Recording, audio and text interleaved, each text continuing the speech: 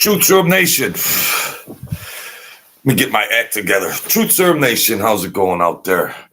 On a quiet, uneventful Sunday evening. I hope everybody's doing well. If you're new here, we can come hang out, get a beverage. I talk to the people in here. We rock and roll. We talk about a lot of different stuff. So give you a minute. Let me wait a couple minutes, get some people in here. Anybody new? Subscribe. You know all that stuff. Yeah. Sounds like begging after 1,000 videos. It sounds like you're just begging. Please, please, please. I want to talk about Mike Franzese and Sammy the Bull Gravano and some. In this day and age, we're all older, and you hear a lot of whispers and gossip, but it's quite obvious these guys are getting long up in the years, as we all are. We're getting much older and everything. And you know how that goes. But, well, I believe Mike's been under external sources. Forget about the mob, which might give him some pressure because, of course, Mike cooperated. And then a lot of the descendants of the people he ratted on, that must rub them the wrong way. Wow, this guy shows up on YouTube. I was never a made guy. If I was a made guy, I would never do that. But this is like, in basketball, a flagrant foul, two, the flagrant and then the extra free throws. They've done the complete flagrant foul, two. They rat, cold-blooded rats, Hall of Fame rats, and then what do? They go on YouTube. That breaks the omerta of silence. How much of a rat can you be? So, number one, it's the epitome. I forgive me. I don't want to really start off by, talking smack about Mike, but he's a scrub. He's got this, good evening, I'm selling wine, I'm selling this, I'm selling that. He come on YouTube. He branded himself as a captain or a boss. Okay, he didn't even qualify. In real terms, he wasn't a traditional mob captain. In real terms, in the streets. And yeah, I mean, that just rubs me the wrong way. Who, even if they read it, now Sammy the Bull Gravano, he's just he tells more stories than the Empire State Building. He's just deranged. Sammy the Bull Gravano's just a deranged sort, specimen, exhibit A, scientists and whatever, donate his body and brain to the to science, because he's just a deranged element of society. But you would think Mike Franzese, the classier big mob YouTuber, would have a little bit more scruples. He got the money, he ran. That wasn't good enough. He ratted, and then he shows up on YouTube. And he moves all the way across the country. But I think that, if I was his family, I'd be saying, what are you doing on that YouTube for? Why do we need this? Whoever is a family member who would be speaking to him. Why are you doing that? Show, whoever is in his immediate family circle. Because he's got an ego like a megalomaniac, and I'll go up there and act and portray myself that I was a big heavy hitter in the Mafia. In the real Mafia, you wouldn't be able to shine anybody's shoes. He was a mild-mannered guy. God bless him. He was a mild-mannered guy. Of course, he could have another side of him, but it's not his MO. That is not his MO. And I think he's up there in age, so that's the Colombo family. Now, Ange got out of prison. Angelo did a lot of years for the Colombo family. Did them, you know. That's why I got a little soft spot because Ange went. He didn't rat. Somebody ratted on him. Geez, I wonder who. I wonder who ratted on him. That's why, and I knew them both. And that's why I get a little, one guy chose to take the oath and live up to the oath. And another guy said, well, let me go in front of the Senate and speed rat on as many guys as I can. So this Mike Franzese YouTube mob gangster, I mean, he's not a gangster. He wasn't a gangster back then, and he isn't now, and he won't be tomorrow. He's not a gangster. And our club or the other clubs in Bensonhurst and Brooklyn, what do you think? Mike Franzese went and sat in the mob clubs? What do you guys think? Mike Franzese went and sat in the mob clubs? Does he ever? How come he doesn't have any stories about sitting in the, being around? How come he's never around telling stories about being around other guys in the crews and all that? It's all this self-removed stuff from the periphery and this or that. There's no I wasn't even a made guy, and I was in the club with guys. Well, I had to drive them, but I was in the club. I'm driving people. You're mingling with them. You're socializing with them. He just comes up with all this, whatever he comes up with it. But he's, that the mob is dead because when he came on YouTube, he put on YouTube in all his titles, Mafia boss. Mafia boss this, mafia boss that, mafia boss, ex-mafia boss this, mafia, ex-mafia boss, Well, if he was so true to the mafia, he already knows that's a cardinal rule you don't break. You don't misrepresent your rank. So he misrepresents his rank, which he knows from day one. A soldier can't call himself a captain. A captain can't call himself an underboss. You can't. He knows that.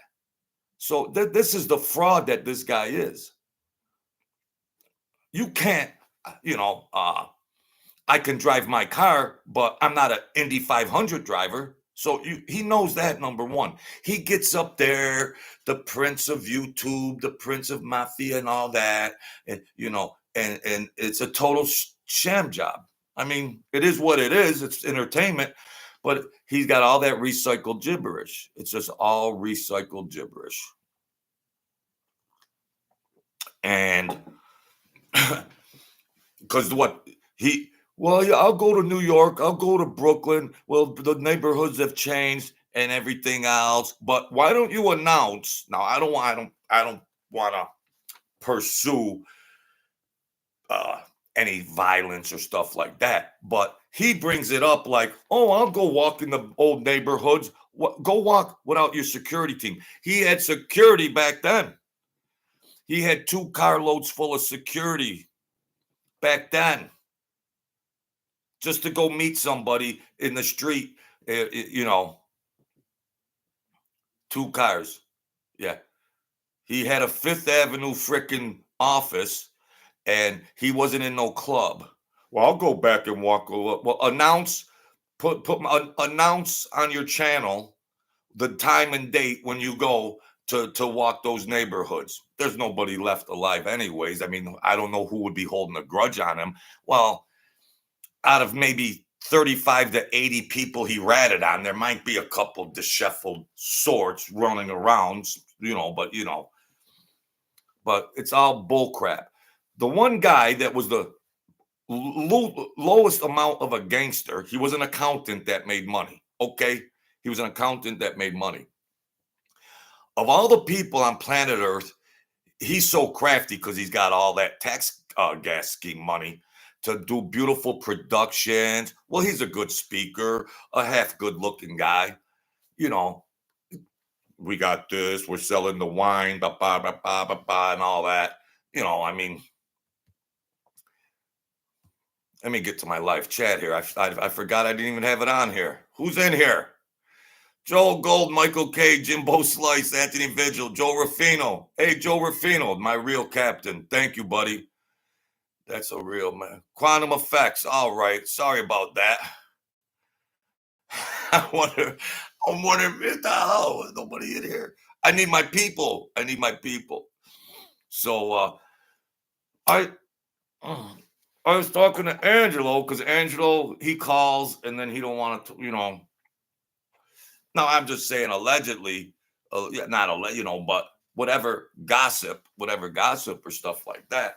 I'm just saying, I think Mike, maybe now to guess, I think by next New Year's, by next year, I think he'll be done with his channel. He might just leave to sell, or maybe just do once a month. Slowing down on his stuff, slowing down. I mean, he's gonna probably slow down. And Sammy the Bull Gravano, he don't have any stories left. And I heard what could be, because you know what how I talk about her hearsay, because you don't know, hearsay can be true, it could be false, stuff like that. Ladies and gentlemen of the jury. So, we put it out there straight. Cugini, how you doing, buddy? We put it out there straight because I'm an analytical guy. I'm a mathematics guy. I like to deal in concrete stuff. But it would probably be safe to say Sammy ain't got any more material left.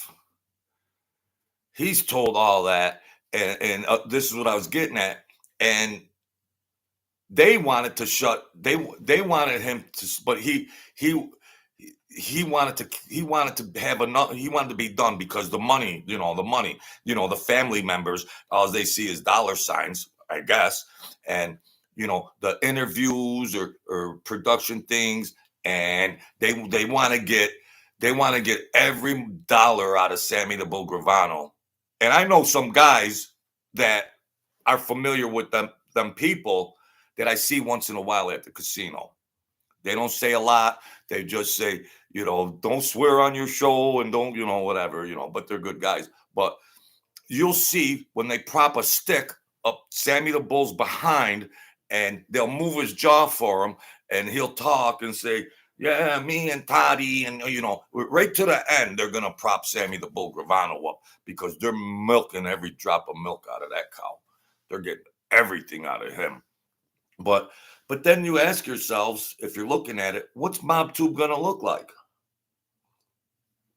Mike Franzese winding down. Sammy the Bull Gravano winding down. I only got 1,000 subscribers. I'm, where am I? But there's Joey Merlino, that's Patreon. Joey Merlino, you got to pay for the Patreon. I predict Joey Merlino's just going to get fed up with this, the MobTube hustle and all that. I think Joey Merlino's the kind of guy that's just going to say, I don't need this, because he's got some big money confidants around him. I mean, that's the way it goes, because you got to realize Joey Merlino didn't rat on anybody.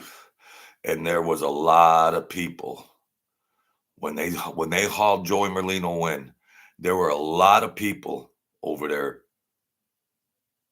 waiting for that knock on the door. And Joey Merlino didn't rat on anybody. So he did that time. He didn't make any deals with the government. He did that raw dog time. And there's a lot there was a lot of big money with him and his crew and them boys were doing over there. Huge money. So I would imagine those same guys got to make sure he's got everything he needs right now. And all those wealthy guys have already probably are legitimized now with regular business, regular wealth, regular tax forms. So everything is cool. There's no more tomfoolery or flimflammery.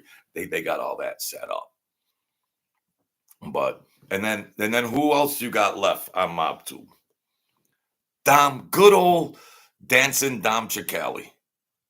He's my favorite.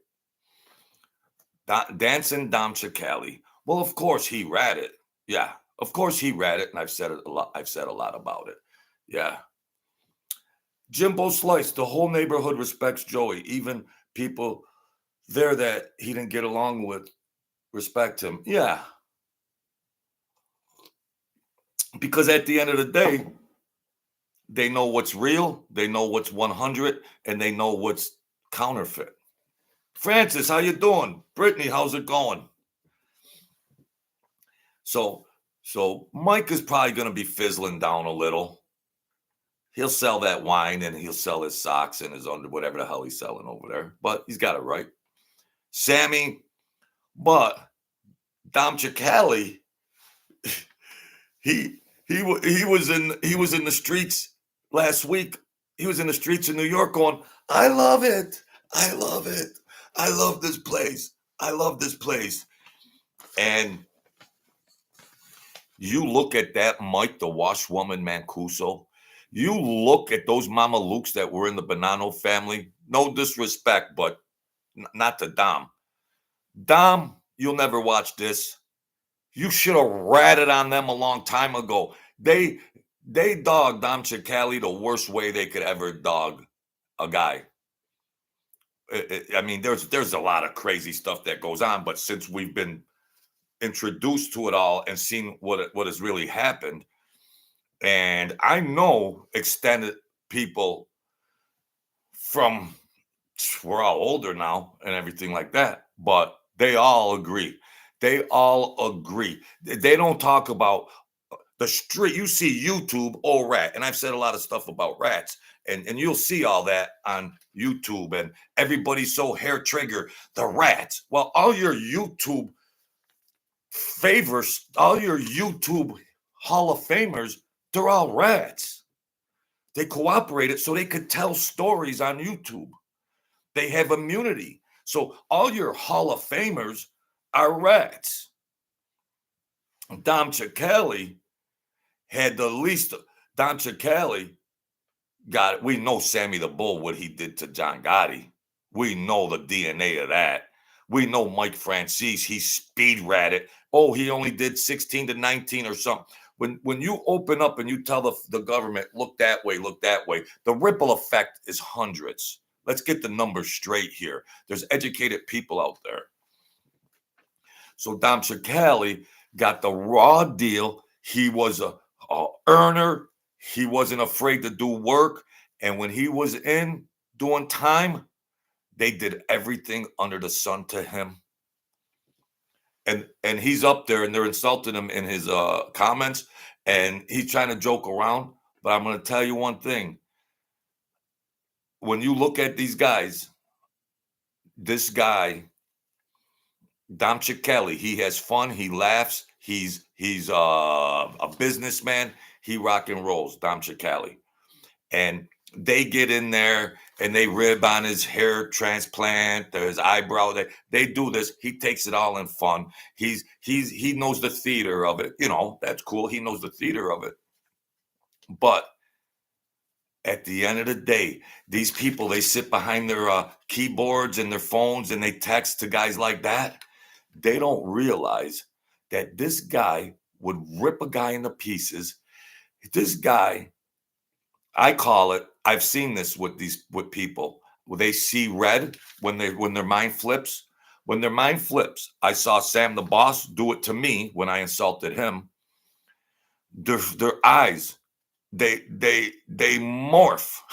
This is a physiological thing, folks. This isn't just something that you imagine. This is physiological, all right? I said something to the boss, the old man, when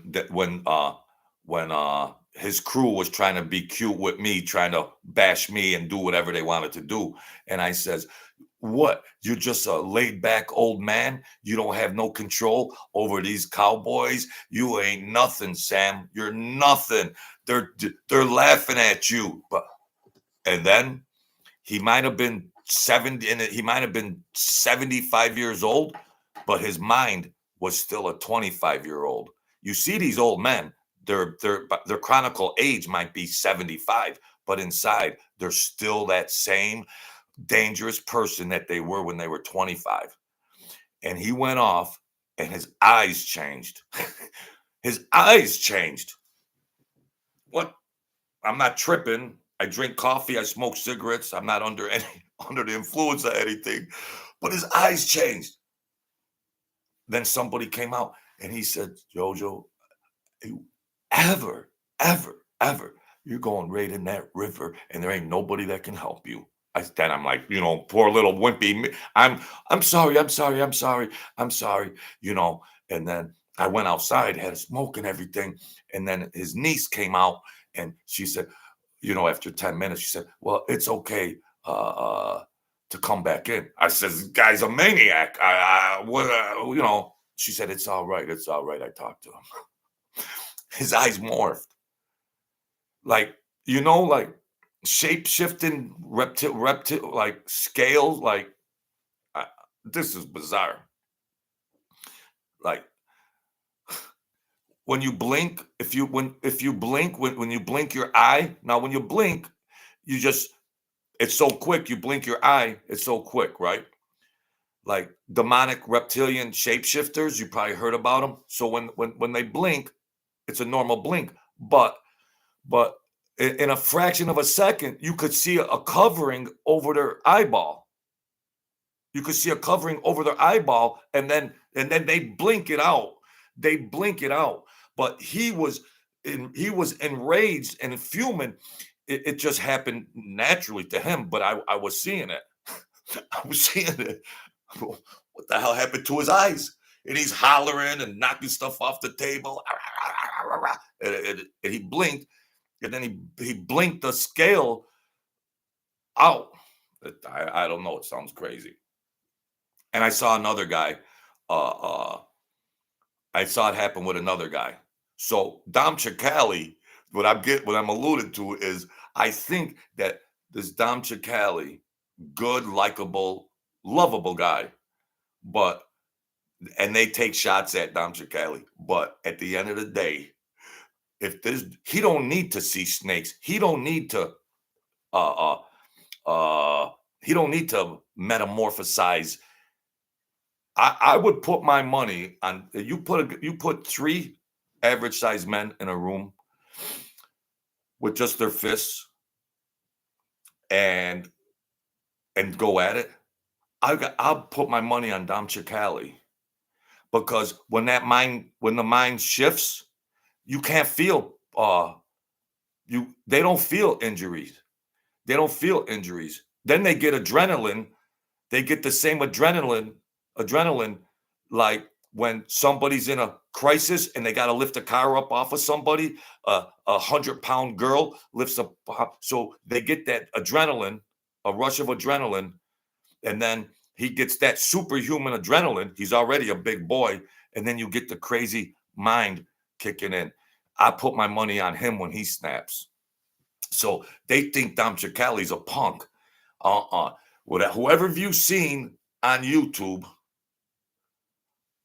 Dom Cicale, all of them, every YouTube channel you've seen, even Gene Barillo, you know what Dom Cicale would do to Gene Barillo in a fight? No. All right, Brittany, have a good night. What's up, Lee Montoya? So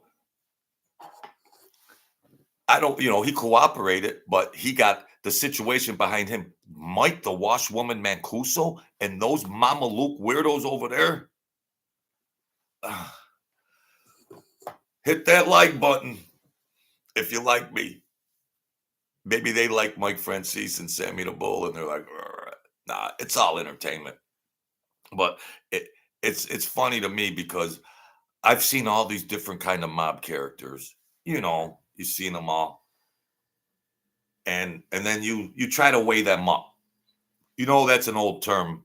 You weigh them up. You watch somebody like how dangerous are they? You weigh them up. Well, it's and he puts up with and like Joey Merlino. Yeah, Joey Merlino. I ain't got nothing against Joey Merlino, but he's there wouldn't be no fight. How's there gonna be a fight? Oh, they're gonna do a. There isn't gonna be no fight. I know things are entertainment, but holy cow, mob tube, mafia tube, come to your senses. I mean, yeah, it's entertainment and fairy tale land at times, but common sense is still common sense. Jeez, these are no brainers. But yeah, Dom Cicale. Now he sells a lot of stuff on there, but he's got to start telling more stories. All these mob Hall of Famers, he's rising up though. He's going right to the number while the other guys are going to retire. I'm pretty sure Mike Franzese, from what I heard, within a year, from what I heard, Mike Franzese, and that's that. And Sammy the Bull, the people around him, they just keep pounding at him to hang in there. These guys are pushing 80 years old. They don't care about the camera. They got money. What do they care about? Do this and that. Oh yeah, back in 1985, you know.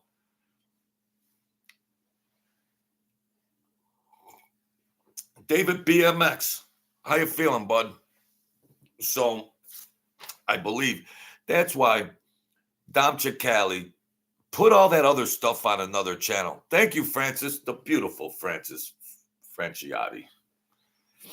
Thank you, Francis. I appreciate your help. The beautiful, I might add, no disrespect. No disrespect.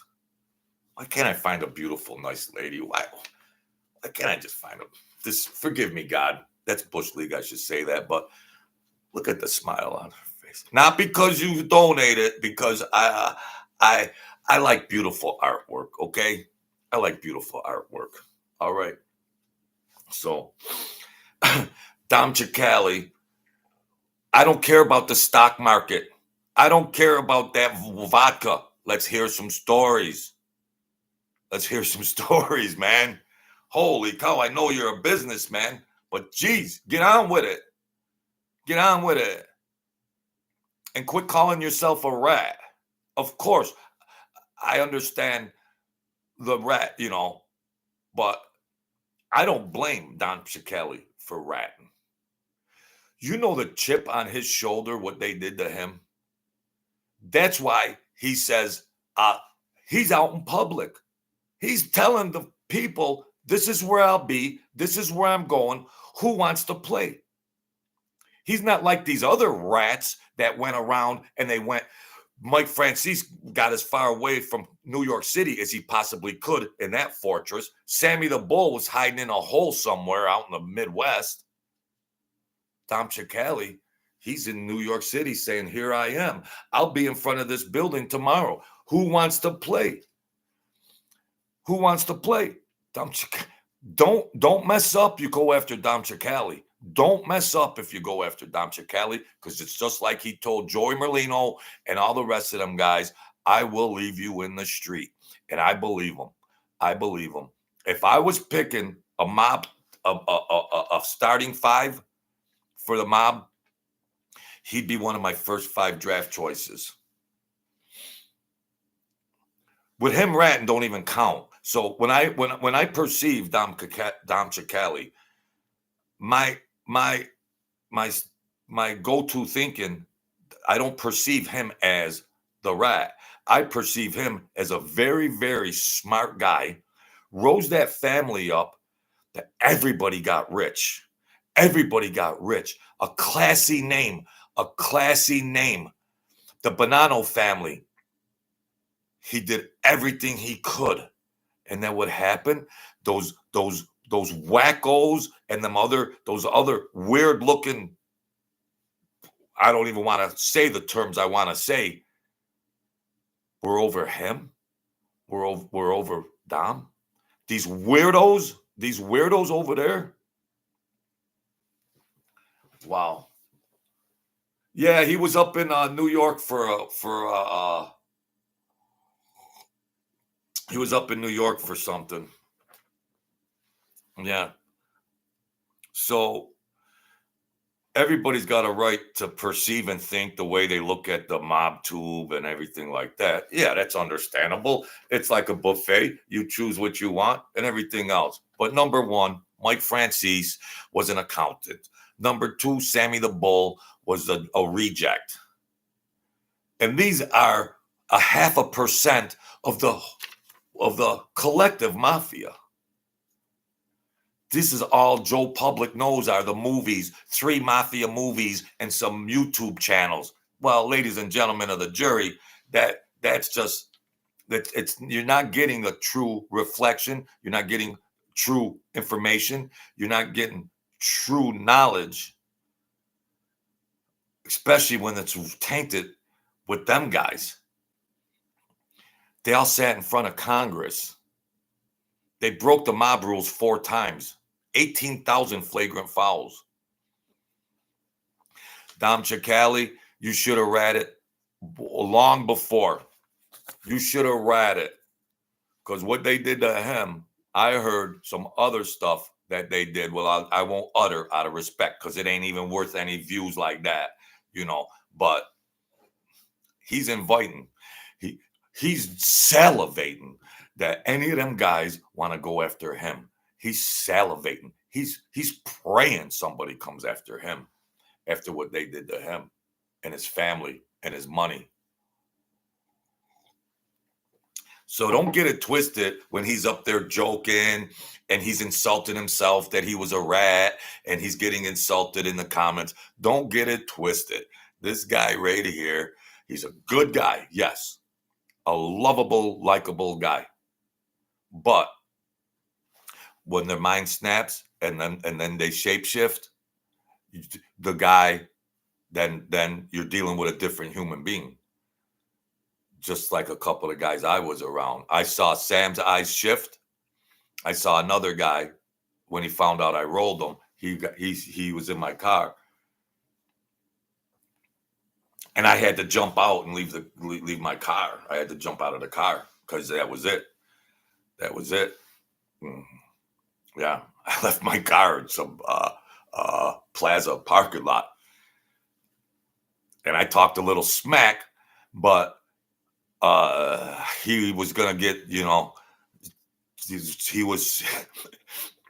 he's come undone. Remember that old song? She's come on. Well, he's come on, and he, it's like some metaphor. It's like, and I said, I gotta run for the hills. And I'm going to run, and I ain't going to stop running. I got to get to a payphone. I got to call Sam. This guy is tweaking out of my car. He's ready to do some violence, And I told him, he said, what did I say? I insulted him or something like that. And his freaking eyes did this crazy thing. I didn't know how to interpret it. I said, his eyes did some crazy things. He said, what are you talking about? I said, his eye, I don't know what the hell was going on. Yeah. I wonder who did the most damage in the... Well, there's a lot of stuff we don't see. There's so much information that the government, they say the Freedom of Information Act, and you got that Mongoloid over there, that Jeff the Mongoloid. He thinks that everything that he Googles and the 401s and all that, the 402s and the proffer 202, 895, 367, he thinks that's all concrete knowledge. Why don't somebody sell that Mongoloid some swampland? That he's the Google Meister of YouTube, and he looks up the information that the government releases to the public. Somebody sell that clown some swampland. And whatever, it's all compromised. And then what they release from the Freedom of Information Act is redacted, 85% redacted. So a clown could go in there and say, well, here's a couple sentences. And then this is blacked out, Pete. Well, here's another couple sentences down here. Well, that's blacked out, Pete. Well, so let's try to put this crossword puzzle together, and then we can hang our hat on 3 sentences in a 2-page government 402, what the hell is it? I can't even think. What are they, 402s? And that's what those Google Meister Mongoloids hang their hat on. Then they try to tell me, they try to correct me on that. I've seen them. I've seen more of them, not with this, but with some other thing with another guy. Was over at my house. He had a briefcase, and it was a weird 302s, Quantum. Thank you, Quantum. I look, and the guy was cocked. He was a weirdo. I believe serial killer. I believe a serial killer, but it was a bad circumstance, and he had to stay. And I went. He had a briefcase type of thing, and I thought there was money in it, of course. And he had all the freaking government papers in there. It was all redacted and redacted and redacted. And you're trying to read what? I was like, wow, what is this guy up to? I got to get him out of here because I didn't realize I was going to find that. He's trying to set me up in some kind of way. He's trying to set me up. But I'm 2 steps ahead of them clowns. Yeah. So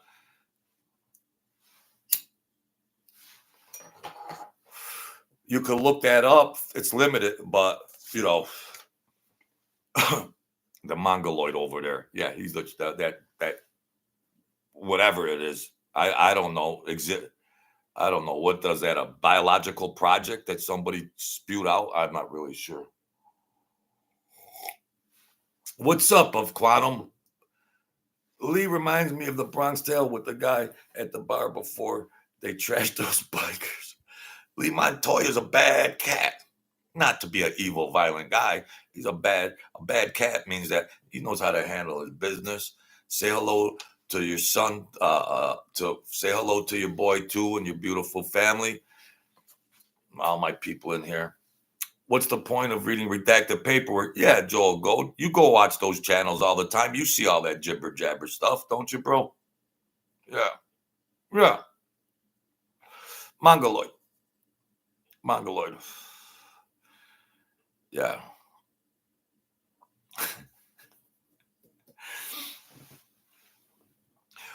Dom Cicale, you ever do any type of Patreon thing with Jeff Mongoloid? You are not as smart as I thought you were, because he ran you around on the merry-go-round, 25 broken appointments. Do this for what? You're going to gain your subscribers and your marketing on your channel. He's nothing. He's a Mama Luke reporter. He needs you more than you need him. So smarten up. Smarten up, Dom Cicale. What do you need that washed out? He hates mobsters. He resents mobsters. He's piggybacking you, and he thinks he's calling the shots, and then he stiffs you like you're a punk. You're a Bonanno captain. You deal with him. You're dealing with peasants on the street. Come on, Dom. Yeah. Come on. But Dom Cicale is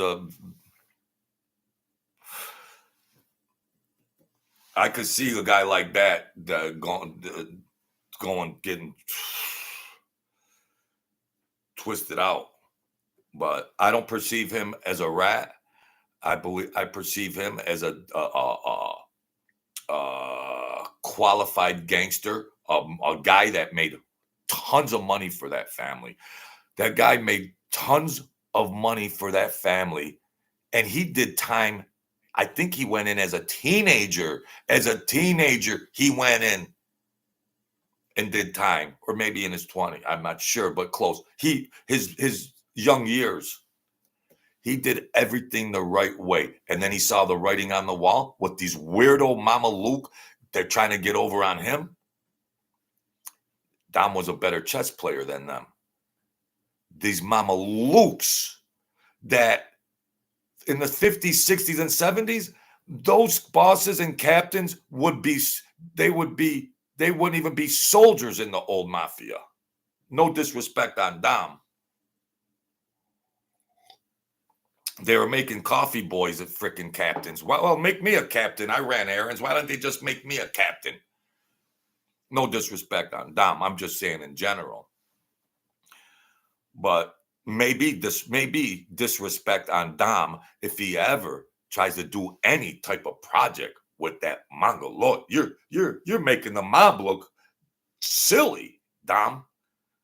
To hit forget about YouTube and whatever. Forget about all the other variables being the mafia and civilians. You make the mob look stupid, and you have rank as a captain. Come on, man. I hope he's really put that bum mongoloid aside and do your channel. Do your channel, because Mike ain't gonna be doing it. Franzese, the dinosaurs will be walking out into the sunset. Yeah. Johnny D, how you feeling, man? How you feeling? Kill some of this Sunday night. Kill some of this Sunday night. You know, I gotta stick it into a little bit here. But you know, Dom Cicale, if he does it right and does his thing, he's the fresh face, and he's more dangerous than these other YouTube channels, mob channels. He's more dangerous than all of them put together. So, you know, get rid of the Mongoloid's phone number, because all he thrives on is conflict. He's got nobody. There's no more buddy to. There's no one left to prod, Dom. You were the last sucker that bit for him, because you were fresh on YouTube and you just thought, oh, he reports the history of the mob, and you thought you had to deal with him so you could gain some subscribers. That's not a really good, well thought out strategy. You didn't put faith in yourself that you had good enough mob stories and you could communicate them eloquently and effectively on that social media platform. You can now just start telling stories and save all that selling stuff. You know, you're selling a freaking 5 freaking toothbrush that massages your feet. He's got a right to sell, but I most of my content, I've told a million stories. 95% of my channel content is look at how many videos I did, the information, tell the stories. Tell the stories. Because if you mess up, this little old channel with nothing might be. I'm a marathon man. I was a distance runner. I was dead. I came back alive. I was on life support. I don't quit. I don't quit. You're miles and miles ahead, but if you mess up, I'm just still coming. But I wish him success, because he truly is, I believe, a good guy inside. But there's nobody left. There's nobody left. Gene doesn't even post anything up there. John A. Light, very limited. Mikey Scars and Roger, RJ Roger, they're cool. They're always going. RJ and Mikey Scars. My hat's off. Good evening. Maybe RJ watches once in a while. He's my favorite. Jeff the Mongoloid couldn't shine. I say it all the time. Jeff the Mongoloid is a low down whatever. Fill in the blank. I'm sure for as many people are in here, you could fill in the blank with all different words. RJ Rogers is a classy, proper person, educated, and and they have a good dynamic. Real good dynamic. Well, he gets a guy from the Gotti, Gotti. Big J Biz, what's going on? Huh?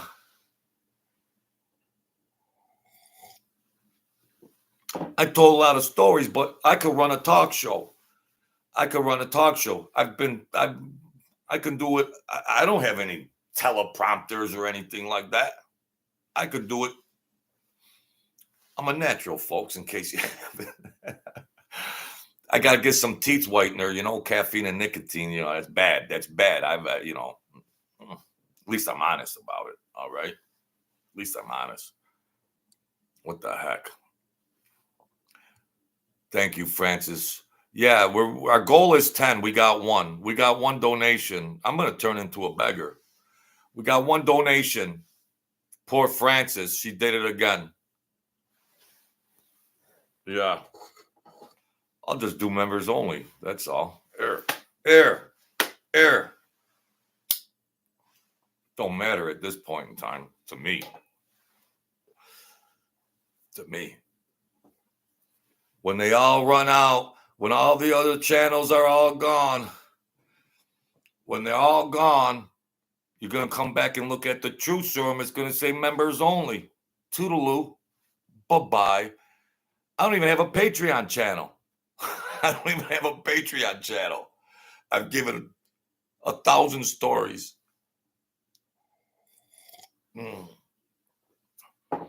So I appreciate the people that come in and that stuff. I'm not an ingrate, but damn, get the fish hooks out of your pocket. Holy cow. Get the cobwebs out of your damn wallet. What are you talking about, Joel?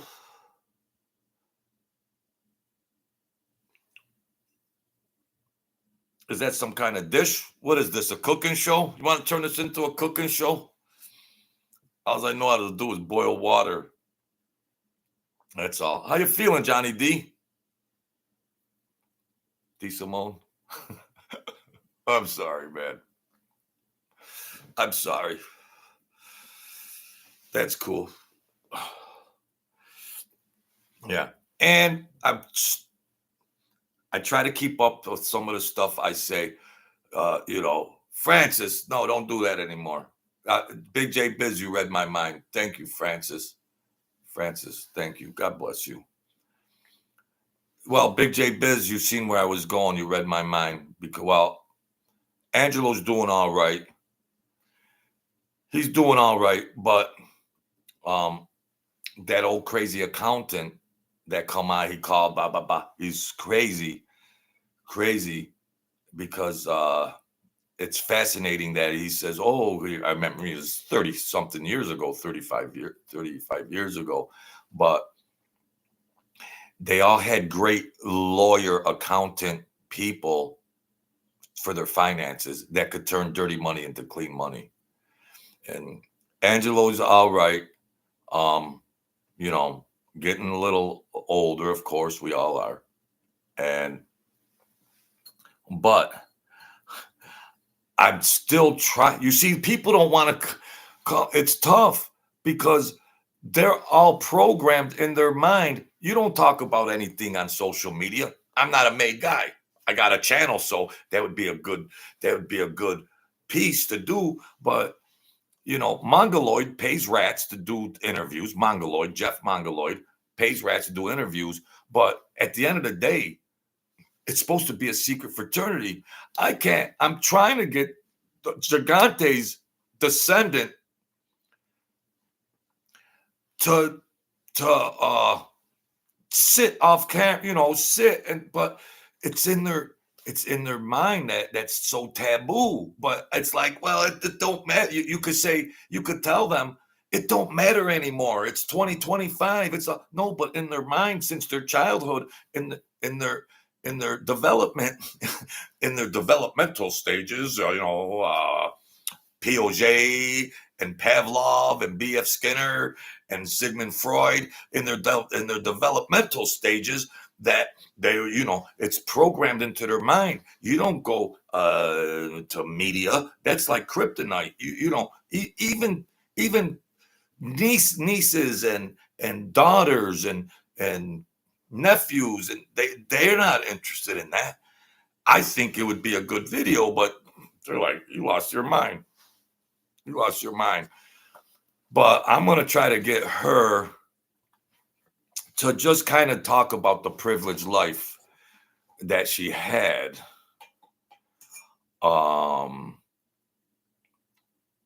Being part of all that wealth.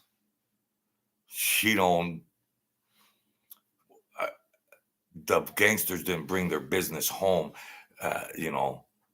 unless there was an extreme situation where something happened under her roof and something violence happened. It would have to be an extreme situation.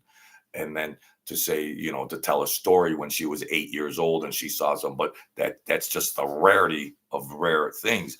But the privilege, and like I said, some of the girls that the bigger guys, the guys not from the main crew, the guys that were higher guys in the club, I call them the shadow guys. Those girls, 18, 19, 20, they used to come to the club after out and like just turn it into a party zone. And because they were privileged, like like Paris Hilton, and they're so privileged, they don't answer to nobody.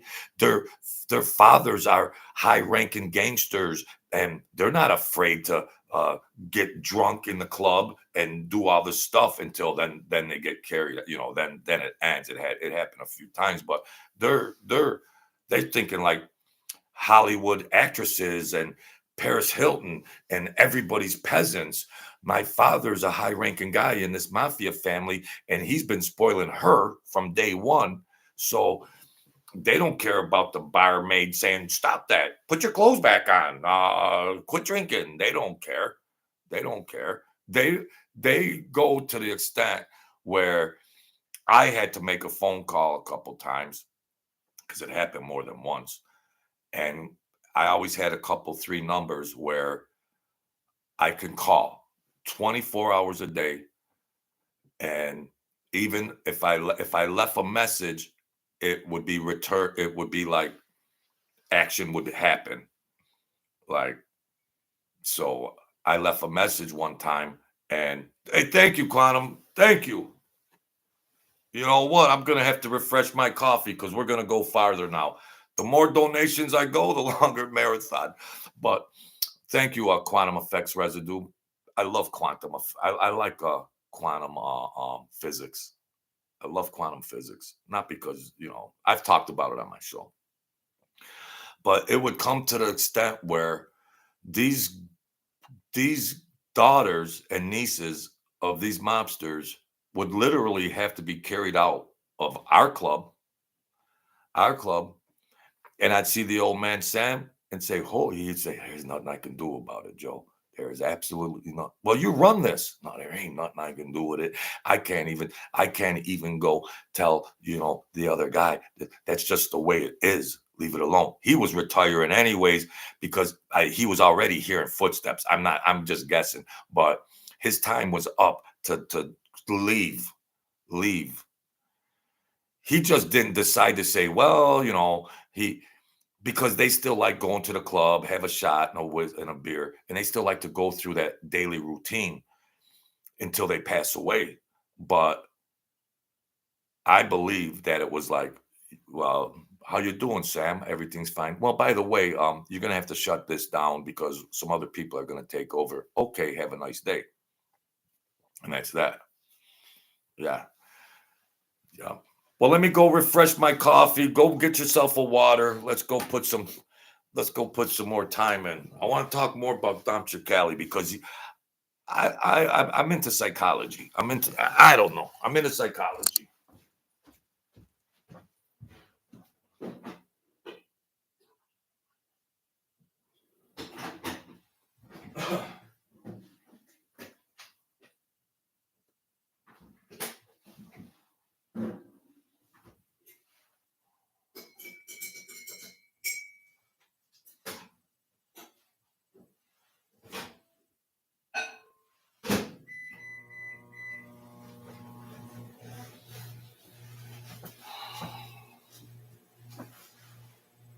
Hold on one second, folks.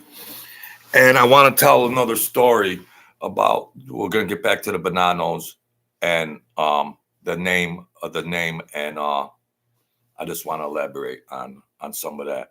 My coffee's in the microwave. It's got 30 seconds left. So hang in there, folks. Hang in there.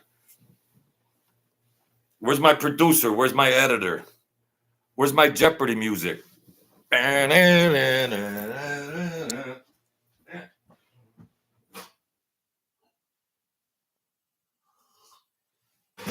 right.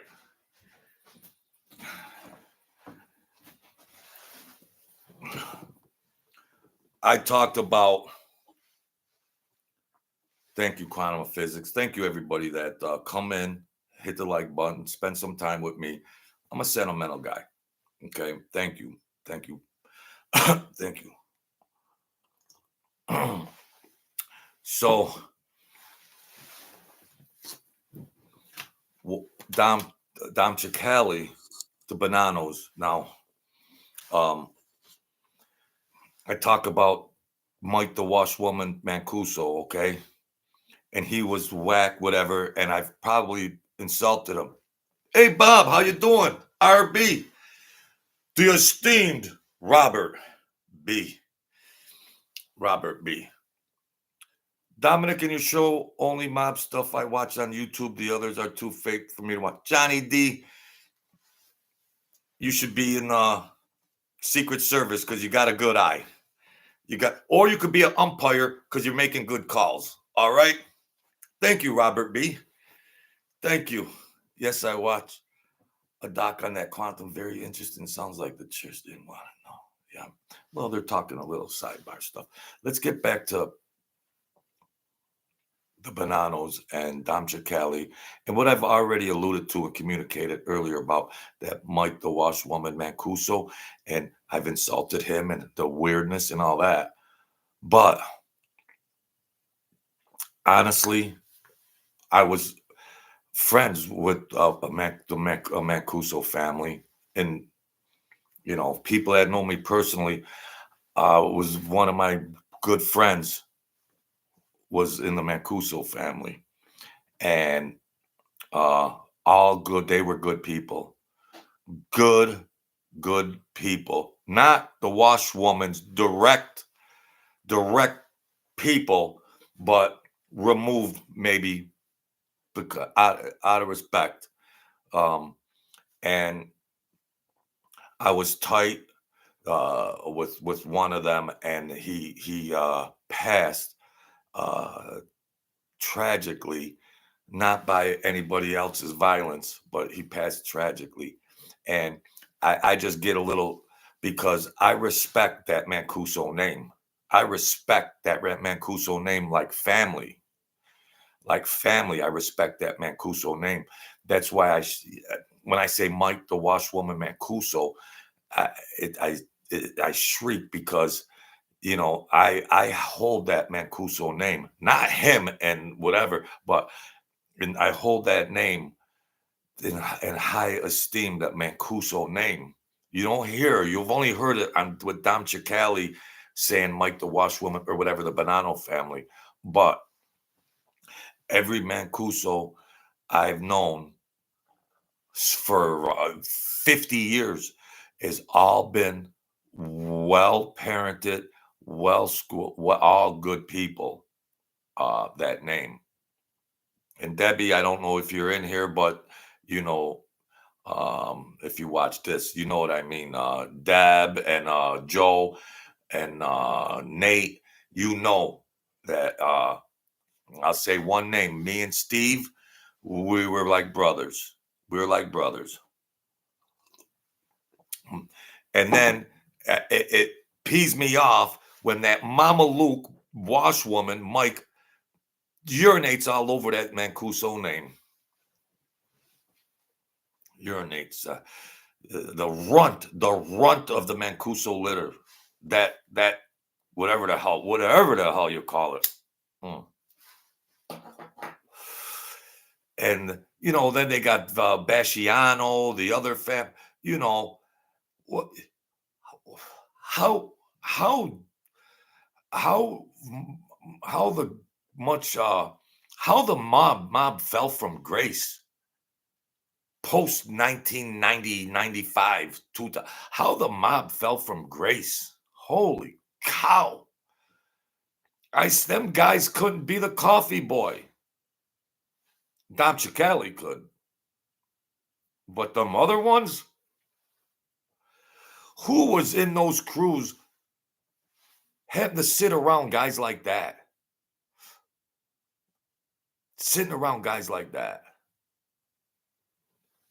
You could say whatever you want about the Colombo family and things like that, but at least they had like regular looking bosses and captains, and not that freak show over there. That freak show, and I don't want to get down on the Lucchese, whatever, but you held those names in high esteem.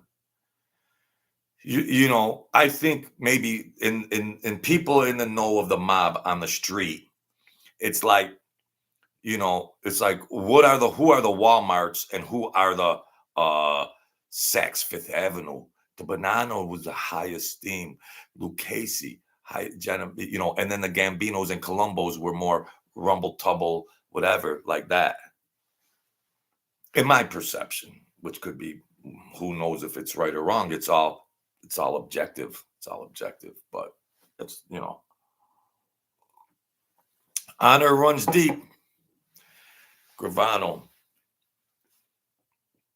See, that's all the people they watch this social media, and that's the only mental schema of knowledge, the whole built up knowledge in their mind, and then they give their opinions and perceptions and thoughts just based on that limited knowledge of their schema and perceptions by the popular mob tube channels. I look at it, and I don't know. I look at it in my way, but Dom Cicale's always talking about Mike the Washwoman Mancuso, and I know he's got a right. He's got a right to dog that guy. I know he's got a right to dog that guy, but that name, the Mancuso name, is held in high esteem. As far as I'm concerned, the Mancuso name is held in high esteem.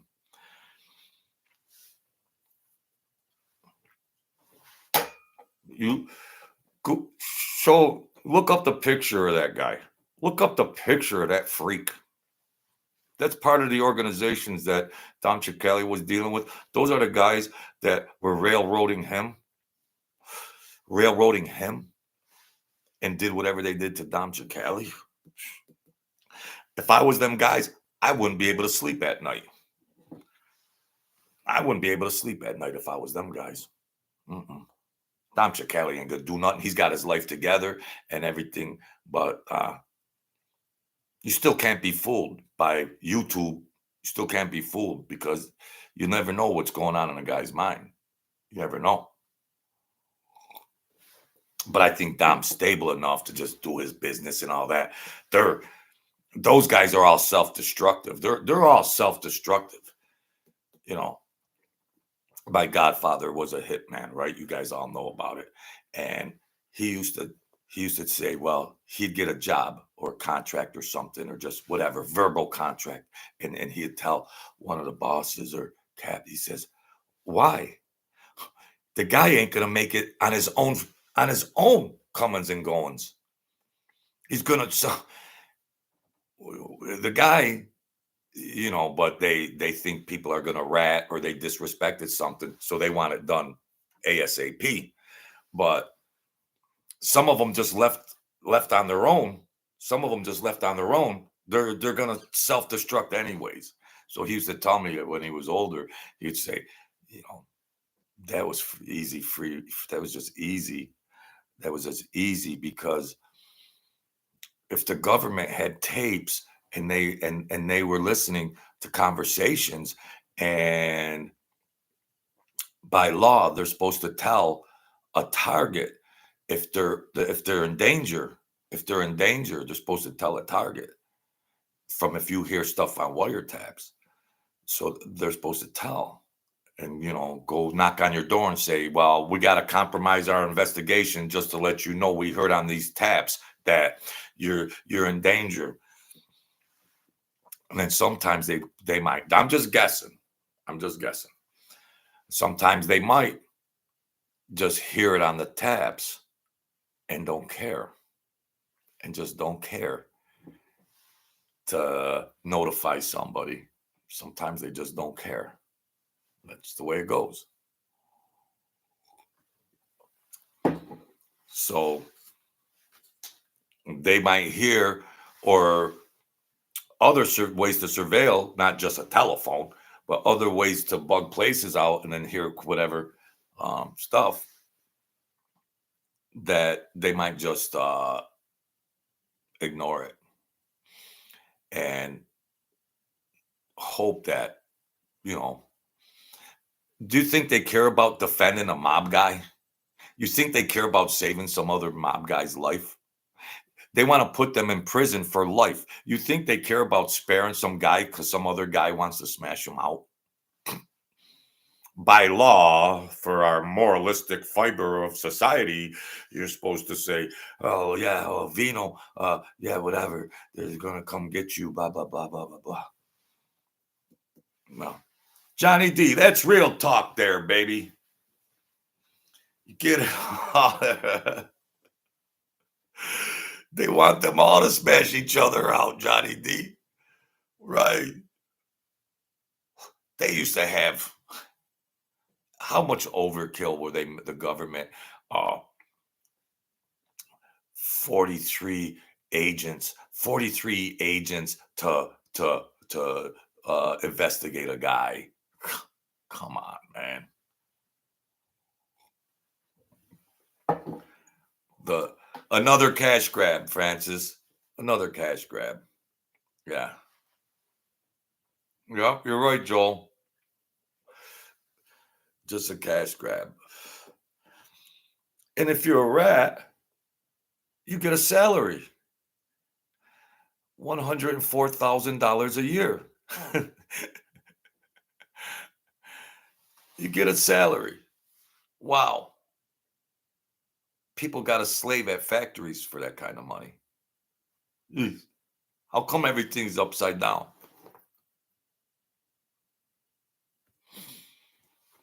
That's all I want to know. Things upside down. Sometimes the good guys are just as bad as the bad guys. Hmm?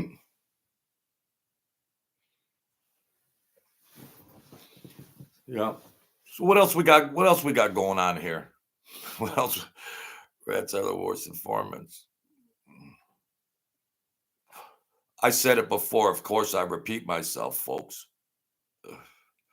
Wow, that's rat with cash, mother effer. Yeah.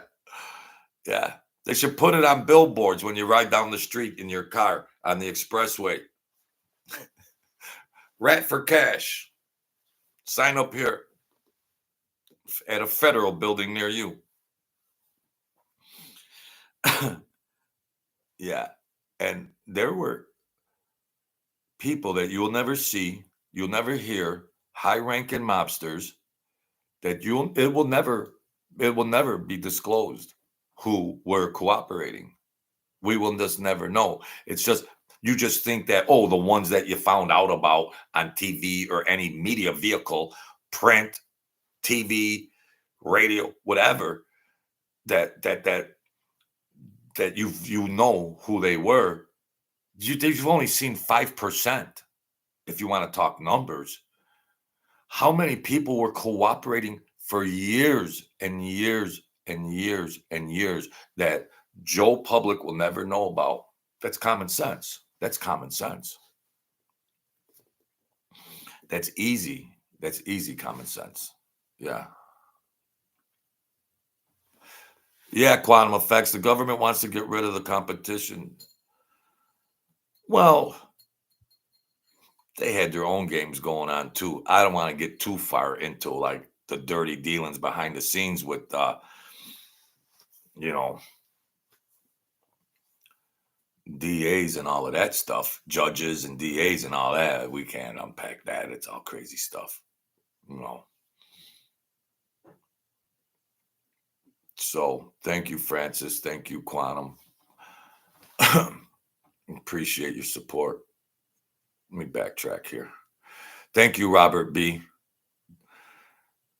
Robert B, man, when I grow up, I want to be exactly like you. What a great man, great family man.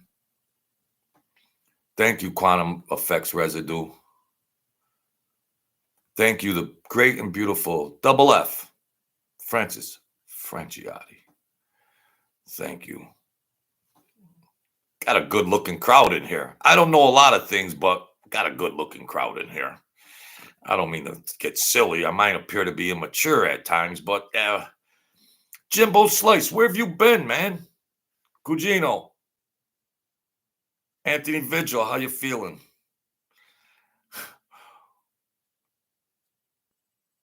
I think the older I get sentimental. I get wishy-washy, but it's good. It's good to be friendly and love and compassion. I might talk some smack about some of these actors on MobTube, but you know, it's more impressive to be a good person, not a crazy mobster. It's more impressive. Ah, that's all right. We like the atom, we like the neutrons and the atoms, quantum effects, residue. We like that scientific screen picture you got. we like it. We like that scientific. You know, I'm sentimental just for humanity and spiritual. You know that. You know, I'm more, you know, spiritual.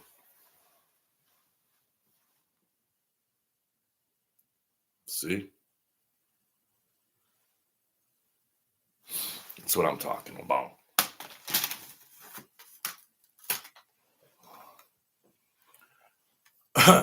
here's the here's the atom. Here's the atom. Quantum effects. Quantum effects. Here, I found a atom for you. I found an atom. I found an atom for you. What a coincidence. What else? Thank you. Thank you, quantum effects. Thank you. I believe in God. God spared my life many, many, many times. I believe there's there's a creative power. There's a creative power out there. And of course, angels and demons are real. This is the dawning of the age of Aquarius. Would that be does that is that Francis? Is this the age of enlightenment? I'm trying to interpret the age of Aquarius. Does that mean enlightenment and love and compassion, Francis? Oh. 30 years ago, Nirvana played in Rome, then Germany on last tour. Wow, man, Nirvana, one of my favorite, Johnny D. Don't get me started. Don't get me started. It's holding me back. God bless and God rest the great Kurt Cobain. Man, it's terrible that we have to lose people like that. And Francis, I'm waiting on you. Oh, okay. Thank you. Thank you. Maybe we'll go into a golden age, like the age of Atlantis. The age of Atlantis. Do you think historically, human beings being on planet Earth, that how different geographical areas developed languages? And then when you develop languages, before they developed languages, how did people communicate? But I'm just saying, once planet Earth developed languages for different geographical areas, what did that start initially on planet Earth? It started division. That group that group speaks this language and that group speaks this language. It started division. That's why in the Bible it says words are so powerful. The power of life and death is in the word. I believe in the lost age of Atlantis that there wasn't words being communicated. I would say the age of Atlantis was like the Garden of Eden, which they think they know the geographical location of the said Garden of Eden. But I think that words create paranoia, different languages. Uh, if you don't understand a language and somebody's saying something and they're looking at you, you're going to think the worst of it. You're not going to think they're complimenting you. You're going to think, geez, I wonder if they're making fun of me. I wonder if they're talking smack. So you're going to be on guard. And paranoia and insecurity is the start of war. They started a war over a chess game. Johnny D. You guys get it all here. This is a one-stop shop, folks. You think I'm some stupid Guido that's not educated? Come on, folks. Come on. Knowledge is fun. Knowledge is fun. Chess is war. You work with some Spanish people that talk smack too. Mm. When I moved on the west side, I was dating a Puerto Rican girl a million years ago. And I was going around and they're talking Spanish, they're talking Latin. And I'm thinking they're talking, you know, and I would have asked my girl, well, no, they're not saying nothing. Why do you keep asking, Joe? Why do you keep asking? Why do you think everybody's so? Because I don't know what they're saying. She said, you got to stop that. Well, they were talking. They looked over at me. I thought they might be saying something because some of them were in gangs too. Well, her brother-in-law, I got close to be, but he was a psychopath. But he would be talking English, and then they decide to talk Spanish. So why'd you just stop talking English all of a sudden when I'm the only guy that can't speak Latin? And then all of a sudden, you stop speaking English, and there's three other guys, and then I'm like, well, they all understand English. Why are you speaking? You know, I want to hear what you're saying too. Ain't I socializing with you guys? So that's the beginning of paranoia. Oh, we ain't saying nothing. And then I'm thinking, yeah, they're probably talking some smack on me. They're probably talking some smack. But that Tatan, his name was Junior Rodriguez, JR. His nickname was Tatan. I couldn't trust him, even if I thought we were friends. I couldn't trust him. No, I could never trust him. God bless him and God rest him if he's passed away. That's all I got to say. Mm-hmm. I was walking down the block. He got shot. Mm-mm. They were part of them gangs, you know. They got the gangs, the Crips, the Bloods, the cheat. They had some other group names that were Spanish names or something.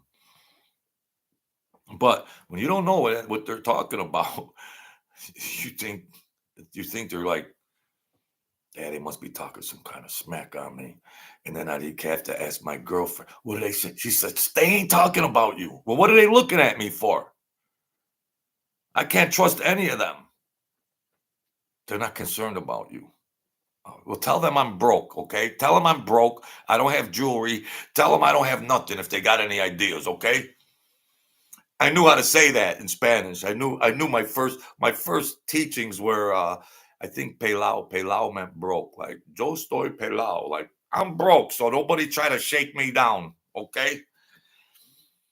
And I don't have any marijuana, so don't try to rob my place, okay? Yo no tengo, yo tengo nada, yo tengo nada, yo tengo whatever, yo no tengo nada. I don't have nothing, so don't get any ideas. I had a place booby trapped though, but we ain't gonna talk about that. They have the earbuds that can transfer everything. Oh gosh. Yeah. Well, the Italians could speak to the Puerto Ricans with the Latin and get away with just the Latin stuff because a lot of the words could be similar. Um, Joe the barber, I loved him. Joe the barber, he used to be on his balcony and he'd be hollering on the block, you know good that, and he'd be talking smack to the Puerto Ricans, but they accepted him. You know, they accepted him because they were older men and he would sit on the balcony with other older Puerto Rican guys. I'm thinking, well, he's sitting with a Puerto Rican and then he's hollering onto the streets, you're no good Puerto Rican, you know. But you accept people like that. That's just crazy old Joe the barber. And he couldn't cut hair to save his life either. Ah, oh, wow. A grande perfeccione. Muy mala, muy mala, muy moda.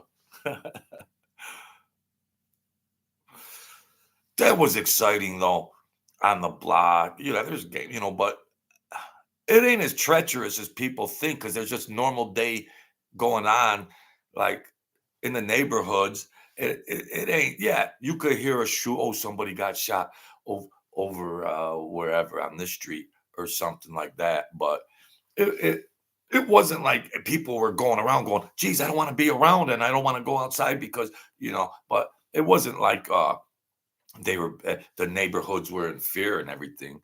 Um, and they knew who the most dangerous guys were because they'd see them in the neighborhood. But the gangs came out, and then they just started going crazy. The gangs. There were Crips and Bloods, but there was other prominent names that were already established. There was already prominent names that were established. You get it all here, folks. One-stop shop. And if those other channels don't get their act together, I'm just gonna keep running. I'm the marathon man. I'm here to entertain. Like you just said, poor Nirvana, poor Kurt Cobain. Here we are now. Entertain us. Well, yeah. In tribute to Kurt Cobain, I'm still running. I'm still running. Elton John, I'm still standing. Yeah. Our Bergio. All right. We got 6 more to go. I might be here to 3 o'clock in the morning, Mr. Bergio. The great. Man. I appreciate sometimes my mind just spins and spins like it's gonna like short circuit because I think too much. Even Sam the old man, the boss there, we would talk and talk, and he said, "Joe, your mind's gonna burst. I don't want to hear, but and because I was always asking questions because when you're a young man, in tribal in cultures in all different cultures around the world and different societies with different norms and mores, they learn their knowledge from the elders. So I'm in a foreign environment and I see Sam as the elder statesman of this environment. And I want to get my information from an elder that has seen everything 50 times. So I could get a head start on wisdom. Because running around them guys, you don't have wisdom. And I made mistakes, of course. Thank you, Robert B. I really appreciate it. The beautiful RB family. Thank you. Thank you. Yeah. So what else we got going on here? You guys need a weather report? You guys want a weather report or what? I ain't gonna do one.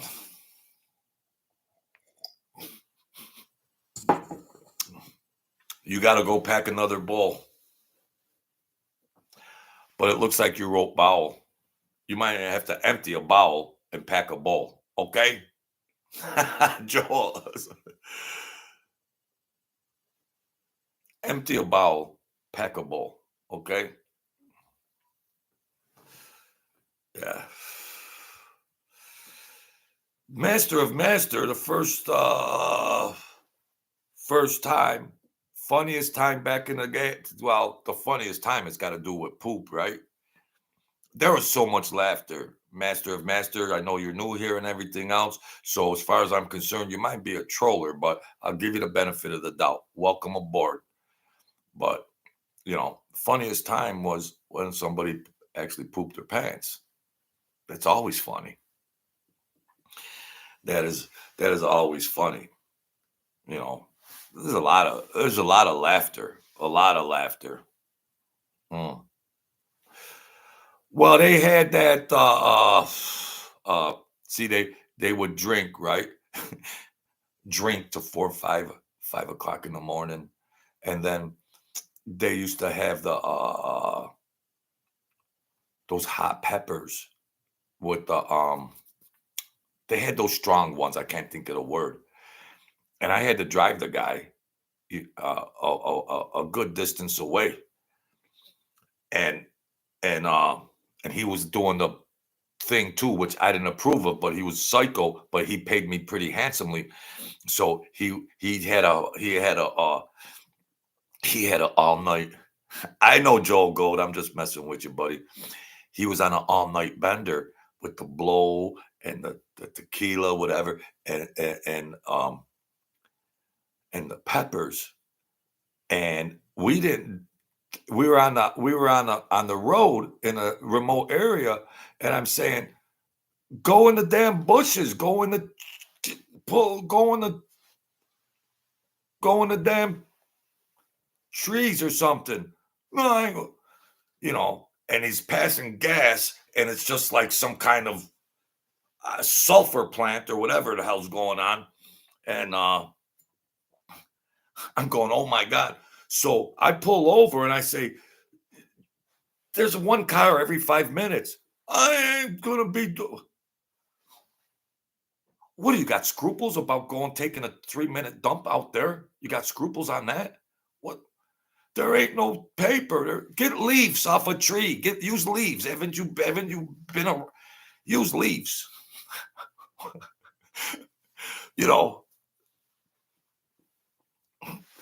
So I had to bring him back, and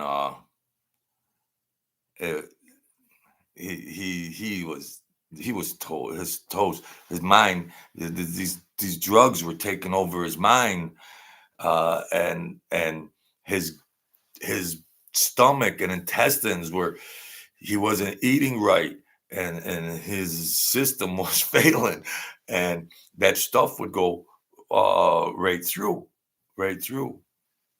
and he was like, and then I went, oh wow, I didn't have an expensive car or anything, but I had some old racing forms, like, and I said, you gotta sit on them or what? What are we gonna just go? Get out of the car, go to the woods, throw your drawers out, throw your throw them out. We got 35 miles to go. I'm turning around. We're aborting this trip. Here's your money, minus the gas money, and that's that. That is that. You ever tell anybody, blah, blah, blah, blah, whatever. So I had to get some gym shorts and a t-shirt because he was wearing a longer shirt and it got whatever. It was just bad. And I had to spray him down like a dog. I sprayed him down to keep it on the down low. So when his wife, he come in and said, what are you doing in that? Oh, well, I spilled all this stuff over. And she was like, I smell poop. What's really going on here? Right. No wonder I always say I'm not changing anybody's diapers. I got traumatized. Another time I was driving a guy to the racetrack and he pooped his pants. There was a Burger King. He didn't want to stop. What the hell gives? I'll go right in the middle of the street. I don't care. It's coming out. I don't care. You can always. Where's this channel going? Where's my channel going here? Where's my channel going? If worse comes to worse, I will go in the field and use my underwear and then throw it out. And that's that.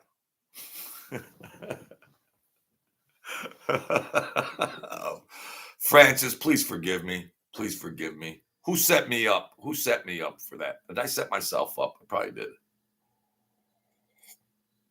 The master of masters said, the master set me up. See, that's why he's the master. He set me up. How about the most fun of your life? Yeah, if I click on, my channel might get erased. You some of these people, But the master of puppets, the master of puppets. Metallica. Metallica. I'm I'm a music connoisseur now, master of master. The master of puppets. All that I see, all that wow. Wow, man. I saw him. I was working at an event place. I was working at an event place that I don't want to advertise. And I could go backstage and the Hatfield, the singer, everybody, the Hatfields and the McCoys, now Master of Master, isn't Hatfield, John Hatfield? No, is he a descendant of the Hatfields, of the well publicized Hatfields and the McCoys? But I was back there. Now you see Metallica and hard rockers. Yeah. Well, that's what I thought, but I asked him and he laughed. I went back there, but I was just to make sure everything was all right. Oh, is it? Oh, I don't know, because he was laughing and I thought it was. I don't know.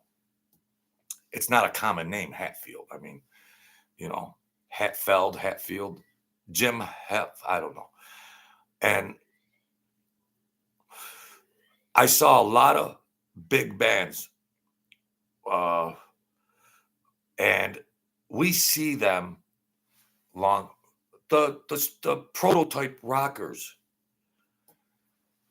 and they were back, because there's other bands playing the undercard of the bands, and they're talking music. Now I would just chill because some of these guys, even though I got the tag on that I can go wherever I want, but I would just try to perceive, and they're talking music like of course we see them doing their stuff, but they're so accomplished in this craft that they have great minds. And there was Master of Master. Remember the song where the guy, he can't, he's just a blob on the table. He don't have his senses anymore. I got brain damage, but one, okay, man, the master's here, and they're talking like, I don't know what a refrain is. I don't know what the thing is, and they're back there plotting on the strategy, and it sounds like they're talking like Beethoven and like Marcus and Brody. What time is it? Well, you still got a couple more hours. No, they're in high school. What's up, Marcus and Brody? I haven't gotten to the weather yet. Marcus and Brody, I haven't gotten to the weather yet. But we've covered you watch the Truth Serum and we might get to every topic known to mankind. Right now, we're smoothing into the Master of Master with this Metallica and One. And they were playing, and the guy was going, the drums, boom, boom, boom, all that I see, all that I love, boom, boom, boom, boom. And they were crafting that. So I was going, wow. And they're like, we really don't want you. We don't care that you work for the freaking event play. I worked for this whole freaking place, this park with rides and everything. And, but they were cool. The other dude with the long black hair, he was cool. And the drummer, they're talking notes and A and B and do that. Maybe that sounds better in a D. And this is like an hour and a half before they go on. And it's so impressive. I've seen many bands doing that. even going back to Ozzy Osbourne and that guitar, he passed away. God bless him. I think it was Randy Rhoads, but they're talking and they're streamlining it down. They're tweaking it like scientists. Hardcore musicians, thanks for joining, Master of Masters. I communicate with the people. This channel's gonna get higher though, if I got anything to do with it. 1,000 videos later, it ain't all mob stuff. Yeah, you know. Biggest score of gambling. Biggest score. No, I don't want to share. You guys might think I got money, and I won't. You guys will think I got money, and I might not get any donations. I got bologna and macaroni and cheese in the fridge. Well, gambling, I made big back in the day. I made a lot of money gambling, and then I rolled some of them guys. I robbed a couple of guys. They were, but that whatever, But I'm not a thief like that. I'm not a thief. I wouldn't go do a crime on a neighbor in society. No, I wouldn't do that. No. When I was running the bread and milk, no, I wouldn't do that. But yeah, no, there's other enjoyments. Where are you from, Master of Master? Master of Master? Name, rank, and serial number. Oh, is anybody? Hey, has anybody noticed? I got a haircut, folks. Look. Beautiful, beautiful, Washington, beautiful. Look, I got a real haircut.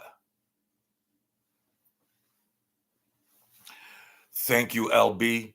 I really appreciate it, LB. That wig I was sporting, it was terrible. I forgive everybody that watched my videos. I forgive everybody that, I mean, I apologize to everybody that was watching my videos. That wig I was sporting. So, didn't notice, huh? Yeah. Finally, no more super cuts, super hacks. No, I went to the master of barber, the master barber. Hey, it's all makes sense. There's master barbers, master of masters. There's Sir Drums. There he is. The master barber. Sir Drums. Let me tell you something, Sir Drums. We've covered every topic here known to mankind. We're talking about Metallica. Yeah. We're talking about Metallica and how these people. I was backstage because I had clearance and stuff for a lot of bands. And they were talking about major, minor, well,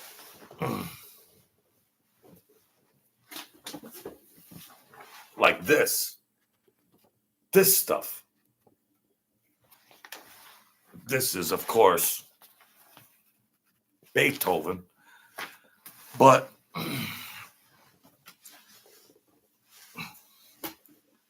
I was so impressed. Yeah, Continental School of Beauty, the Continental School of Beauty, $5 haircut. You get what you pay for, master. You get what you pay for. But it was so impressive. Sir Drums, didn't Sir Drums come in here?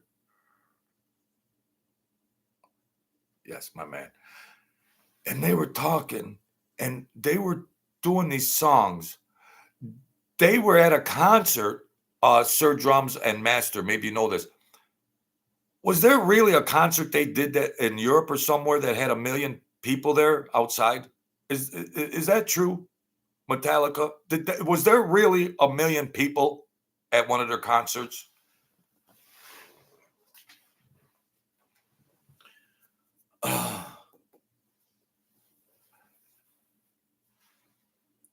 Because this venue at this amusement park wasn't a big, huge. Oh, okay. But there was like 50 or 200 first aid places, water. They had the logistics on that. And I thought one of them said, just talking in general, that this is nothing like the million we did. And I didn't say nothing, but I was like, I think you might be exaggerating, Billy. It might have been in Europe somewhere. In Europe. Yeah.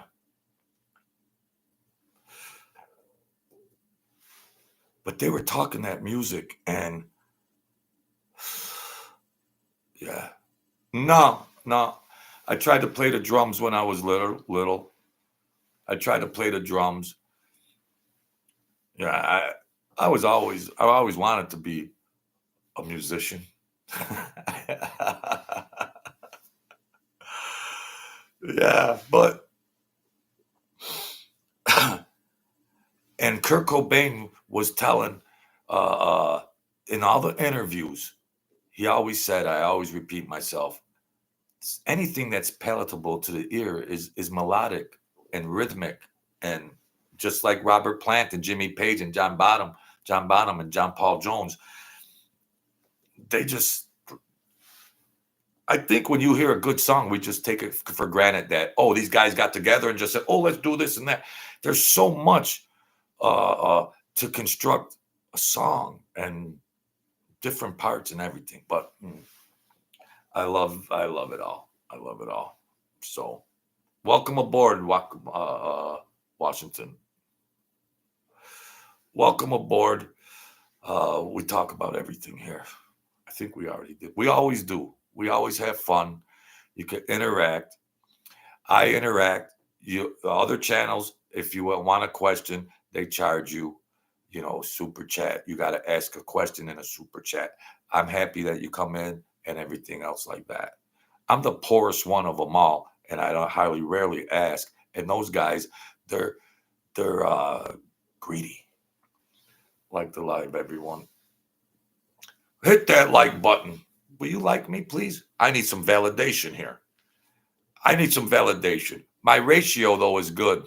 My ratio to views to likes is astounding. You guys like me, and I love you back. Okay? I love everybody back. Yeah. We have a talk show, Sunday night talk show. You're welcome to come in. You can ask. You're welcome to ask anything. That's all. Sir Drums, I miss you, man. Sir Drums came on here one time. We started talking music. Was that the longest video? I think I've done a 3-hour marathon before talking about music. Don't get me started on Led Zeppelin, man. My mind might just. Happy Sunday, Sir Drums. Sir Drums. Did I do a video that was like 3 hours? You probably. I don't know, but I love the action. But man, I was asking like questions. My mind's a little blurry, and Sir Drums would just be like, "Oh," he'd type in, "Well, that's so and so. That's so and so. It's so and so." I'd be like, "This guy's a music connoisseur. I think he's the drummer for a very famous rock band." You can't fool me, Sir Drums. Don't let the small channel fool everybody out there. Sir Drums is from a huge rock band. He can't fool me anymore. Ladies and gentlemen of the jury, he can't fool me anymore. I'm sorry, man. I'm sorry. I'm immature. I'm sorry. But I was asking of course you could be a music connoisseur, but there's just some things that just regular people just don't know about. I mean, that's normal, but I guess a lot of things fascinate me. When you get older, it's just like you appreciate stuff that you just would blow off. If I was 25 years old, I'd say, oh, well, but as you get older, you start to see what's cool, quote unquote, what's cool or fascinating, and then just what's just regular stuff. So I'm into it. Everybody's into different stuff. Because I was a frustrated drummer. You know what they put me on during the in the drum corps, the drum corps? They put me on the boom, boom, boom, boom. The most boring thing. I couldn't even get a snare drum. Did it with the paradoodle pad. No, this Joe. I don't think this Joe's got much talent. Let's put him on that big drum there. Boom, boom, boom. And then when he crashes that out, you know what we're gonna give him after that? The cymbals. My music career was over, Sir Drums. My music career was over. We were going to walk in the parade, and they said, Joe, listen, I don't think you're really mastering that. Boom, boom, boom, boom. You know, you strap it on. We're going to put you on the cymbals. That even a freaking squirrel could master the cymbals. And you would clang it, and your eardrums would bounce around. And I was like, I was in the back, of course, in the parade. You know, they got the different things. I just escaped from the parade, dropped them in the middle of the road and said, Mama, my music career is over. What happened, Jojo? I ain't clashing no more cymbals. My eardrums are feeling like they're going to freaking blow out. She said, find some other hobbies and interests that you might accelerate at.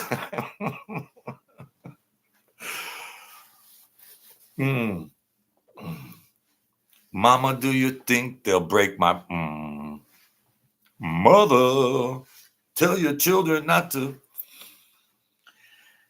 Oh, well, yeah. Music, boy, you could talk about a lot of stuff. Master of masters, Sir Drums, and everything else. How you been, Sir Drums? Everything good on the home front? Everything's good? I hope everything's good. I hope everybody's having fulfilling lives. Reach your goals and dreams. You know, fulfill. Dream and Pink. Don't start with Pink Floyd. Oh, holy cow, Pink Floyd. Wow. They don't even know about the Island Bell and all of the Island Bell stuff. Yeah. Johnny D, man, we're going to have some problems here. Jeez. Pink Floyd. Gosh. You know on Seinfeld when they goes Newman? Johnny D. Newman. Yeah. All right, my man. You know, to me, Pink Floyd is cartoons. Yeah, Pink Floyd. They were playing older and what is it? The two guys, Gilmore and I got brain damage.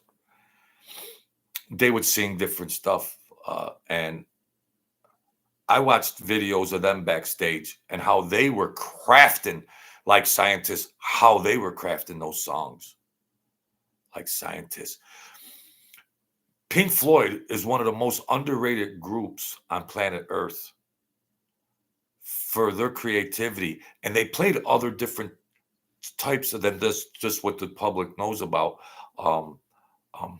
And I can't think of the albums that the other albums that were produced beyond Grammy Award, just beyond the songs that had the Island Bell in them and all that. But yeah. Sid Barrett. Wow, man. Wasn't that so bad that he couldn't be around? You know, for all the accolades and stuff. But they were younger. Dark Side of the Moon. Yes, Dark Side of the Moon was the you know. But and there was another one that didn't get the publicity, but it had some really dreamy, melodic, trippy stuff on it that was mind blowing. How do I not know? I mean, what the heck's wrong with me? Me and my buddy, Doug, I know you might be watching, but and the wall was in there too. This was post that. This was post this was post those two albums. My friend had the cassette in the car, and we used to listen to that cassette, and every song on there was just.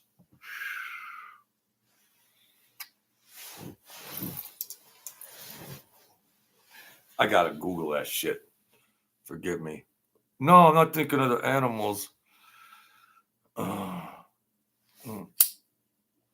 Well, do I collaborate with other podcasters, or would you? Nah, I don't. I'm not technical. I'm lucky I could get this up here or not, But a lot of these stuff, they thrive on drama and conflict, like they want to go, they want to sensationalize, and back when Mike Franzese had a conflict with Sammy the Bull, and they're all promoting conflict, master, like a soap opera. Tune in tomorrow when Gene Barillo responds to Sammy the Bull, and tune in Thursday when Sammy the Bull responds to Mike Franzese. It's all soap opera, All My Children, General Hospital, and people are taking it in. People love the action. Then you got Jeff Mongoloid over there that tries to ride the wave of that and stick his fat head in there, and then he tries to bully himself in between all there, and then he tries to act whatever he's doing. But David Gilmour and the other guy, the other lead singer. Yeah. You guys don't know what David Gilmour looked like? That's what David Gilmour looked like. That's who David Gilmour looked like. I'm serious. Johnny D. Oh, wow. Holy cow. Oh, the Division Bell. The Division Bell album. It was the Division Bell. It had these songs. I mean, the Division Bell. Yeah. But they were showing the old clips of them in the studio or sitting around. Like I say, they're just like scientists in a laboratory, and then they're going through this. And the thing about Pink Floyd is they cut to your soul. They cut to your emotions. You experience a Pink Floyd song to your inner depths of mind, body, soul, spirit, and thinking and imagination. I should be getting paid for this. I'm a good talk. I should be getting paid for this. I'm a pro. Can't you see that? I got a real good vocabulary. This is unscripted too, okay, folks? You only get one shot here. You either do it, but I'm used to this crazy stuff. Scientists, master of master. And they were young. And David Gilmour was they were arguing. They were actually arguing. And who's the other big name? Who's that other big name in Floyd, that the singer, the other Gilmour? They're arguing like they're ready to fight. And he's going, nah. What do they have, like English accents or something? Like they're freaking cheerio.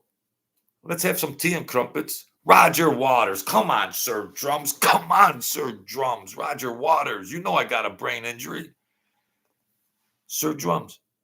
They were arguing like they were ready to fight. And were they saying mate? Like, I'm going to kick your butt, mate. Okay, yeah. And he said, no, you got to go back to that other part. You got to go in D minor or A major. And I'm like, these dudes are breaking this stuff down. That's what's so fascinating about these groups. They know that music, like a composer of classical music. And they were arguing over um uh uh was it money? Boom, boom, boom, boom. That big, and he's going, no, you got to go back. Well, see, that's the passion they had for that. They're friends. Uh, yeah, they couldn't get along after. Oh, Sir Drum says yes, they didn't and couldn't get along after the Wall album. Yeah, wow. I guess that was a good thing, Sir Drums, because it just manifested the musical juices and genius that this had to be perfect. You fight over something that you want to be perfect. Wow, the Wall album. Wow. They were walking out of sessions. He was walking out. You don't know what you're doing, mate. It's gonna ruin this. They were like this. Listen up, mate. Listen up. We're gonna do that song in freaking G, freaking major minor. You gotta love it. You gotta love it. I love that stuff. I love it. Yeah. Oh, Francis Franciotti, they were well educated.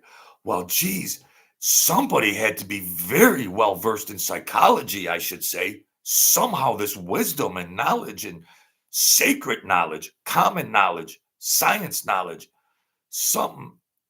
I think the same angel that touched Led Zeppelin and said, okay, we got you. The angels that touched Led Zeppelin, I think, are the same angels that touched Pink Floyd, you know, and that's England. Man, England produced the Beatles, Led Zeppelin, Pink Floyd. Case closed. Ladies and gentlemen of the jury, it's nothing more to say. Rolling Stones, case closed. I'd like to say America, but I just can't. That's all. I just can't. But Sir Drums, Johnny D, and all you good people,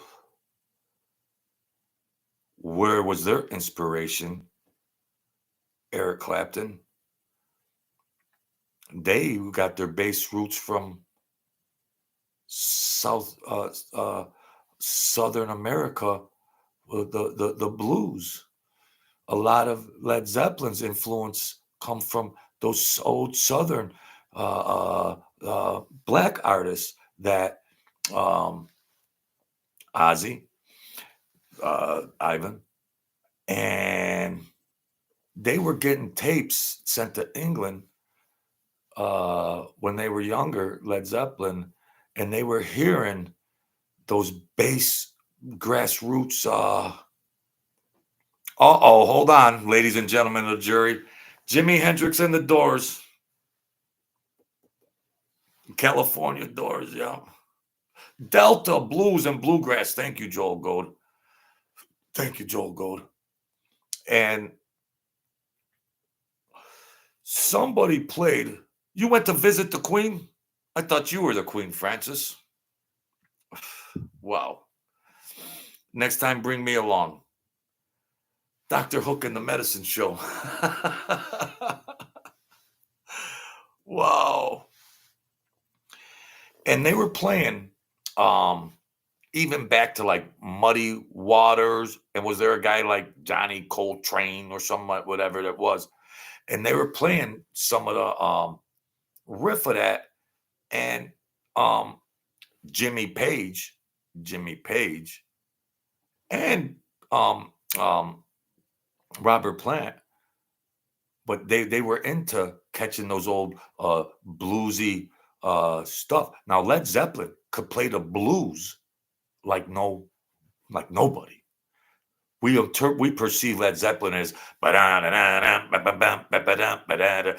they could get down to the blues. See, they could play all those popular songs that were released and everything, but what they really get off on is mastering those old bluesy stuff. You know, the roots, the foundation of a lot of that stuff, they could integrate it into electric instruments and produce a hard old rock song. Yeah. You like that song? A Whole Lot of Love, Francis. A Whole Lot of Love. I chose that one especially. And you know what I was talking about? I think we have a telepathic connection here. Let's go see the Queen. And I want to go see that. It's coming to a do you have to see that in IMAX? I want to see that lost footage. That's a bucket lister there, Sir Drums. I want to see that documentary. Unreleased footage. Maybe we might get able to see them in a laboratory talking about how to make a song. That's a bucket list, Sir Drums. I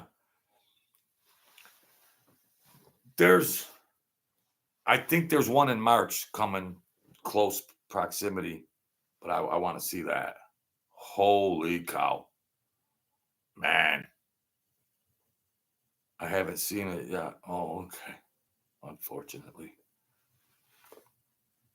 Wow. I wanted to bring that up. I was going to bring that up. Oh, but the drummer is still alive. They didn't pass away from Dover Central, which is amazing. Yeah. Jimmy Page was doing an interview and he had all the guitars lined up. And he used to look at Robert Plant while they were performing, and they could bounce off each other to repeat that good part. And so Jimmy Page was pretty thin, and he used to sweat a lot during the concerts, and he's doing his stuff, and they were talking, they're like 70s and stuff, and he was like, yeah, you kept look. He said, I was dying, I was sweating, He's played a double guitar, and he said, I was hoping you didn't give me that look anymore because I lost 11 pounds in that concert. He got thin, and he might have been doing some, rocking out in his chemicals or something. Jimmy Page might have been rocking out some chemicals, but he was sweating profusely, and Robert Plant's just loving it. He's like a god of music. You couldn't create a better god of music, and he says, I didn't want you to give me that look. He said, I was just hoping, but then they ended the song because they'll do a song for 14 minutes. And we're not talking about Moby Dick either. We're not talking to John Bonham. How does John Bonham play Moby Dick that long? Sir Drums.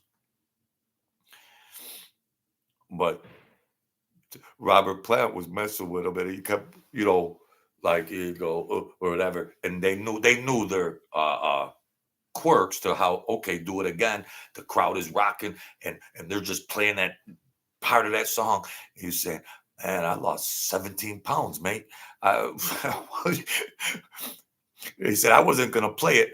Because John Bonham is running, like the drummer is more or less in the bass, but they're like but they know each other, so they know their instincts so much. He was just going to look at Bonham, and that was going to be the end of that song. He said they had 11 more songs to do, and he was already sweating, skin and bones. You see those concert footages of how thin Jimmy Page got from one year to another year. Les Paul's are the best guitars ever made, 59 through 63 electric, but heavy to hang on your shoulder for 2 years. He had a double neck. He had a double neck. Yeah. When they were doing guitar for Dazed and Confused, It was so dark and eerie, and they were like, this Jimmy Page is just, his mind is so expansive that he's got a million riffs in his brain. You think you run out of them, but yeah, I saw a few of them. Yeah, I worked at a place a long time ago that amusement park that had a lot of them. Different ones. But I'd go in and out backstage. I couldn't go, into the crowd. Um, Alice in Chains toward the end, when Lane Staley was getting too messed up, and them, that was one I felt bad about. Them guys. And the brains, the big brains of Alice in Chains was not that they all excelled, but Jerry Cantrell. Jerry Cantrell was a big influence of arrangements, and he had an ear. He had an ear. He was mild mannered guy. Mild mannered guy. Jerry Cantrell. He's from some farm in Missouri or Arkansas. Just a Midwestern country boy. Jerry Cantrell. Yeah. The Grateful Dead was beyond the fence at one of their shows. I didn't get to see them play. They played at a stadium, and they were uh,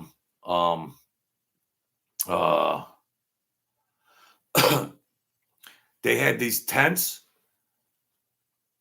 and I knew a guy that worked at I actually worked there for half a minute, and it was a chemical company for gases and stuff, helium, argon, nitrogen, for industrial stuff. But they used to have these.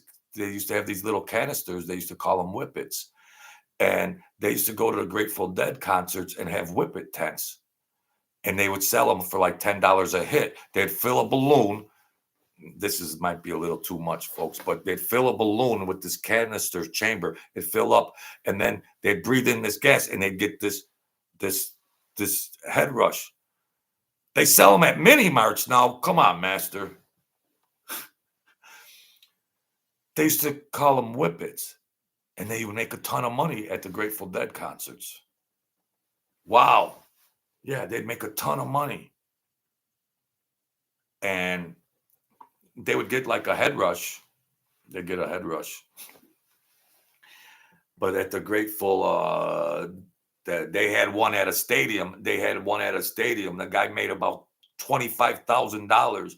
He had a whole freaking truck. They couldn't sell them fast enough. I mean, yeah. The Grateful Dead, their loyalty, their fans' loyalty, spend money on merchandise. They got into it. The Grateful Dead, they just was like some beautiful cult or something. I don't know.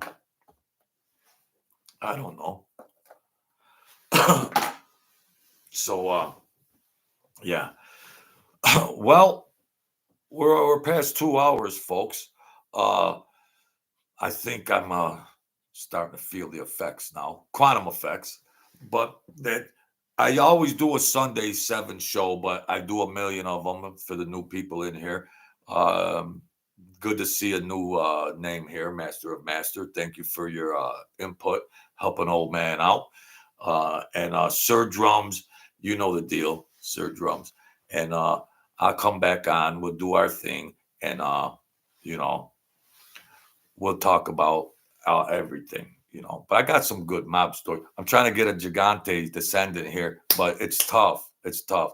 Even Angelo is playing hard to get. Angelo, I know you're watching, because don't give me that. I know you're watching. Don't play hard to get like Sophia Loren, okay? Help a guy out. What can you do? I'm just talking smack. So Let me go back, review all the good people that come in here. Joel Gold, Master of Master. Thank you, Francis. I appreciate your help. I really do. Believe me, more than you realize. There is a Cash App button on there, and there's a Super Chat button, just in case anybody forgot. I'm the hardest working, brokest YouTuber out there. Let's get it straight. All right. Johnny D. All right. Quantum Effects. Ivan Lore. You've been on my train for a long, long time. I appreciate everything. Just look for the notification bell. You know I'll be coming on within a day or two. And I appreciate all the good, well-intended people. I got my crew in here. I got my family in here. Yeah, I might get wishy-washy sometimes, but I'm not going to swear anymore. Thank you, Robert B. I appreciate your help, Robert B. I'm not going to swear anymore. Anthony Vigil, thank you. Robert B., thank you. Quantum Effects, thank you again. Francis Franciotti, thank you again. The beautiful Lee Montoya. You didn't sneak by me. All right, folks, there you have it. I've had fun. I hope you've enjoyed. Let's all get together soon. And remember, be the kings and queens of your world. Don't give up. The world is a vampire. It wants that blood. No. Let's get our fighting weight up. Let's get our thinking right, and we can tackle some things. And if you need somebody to talk to, find somebody you can share some things. There's no macho people out there. A strong man knows that he might need help so he can get better and thrive in the world. So there's no macho and all that. Everybody needs help once in a while. All right. Life is short. Let's get it together now, and then we could have fun and prosper and maybe live a more comfortable life. All right. This is a real world, okay? So there you have it. Support the channel, share, like, do it however you can. You know I appreciate it. God bless you all. Have a great night. Thank you.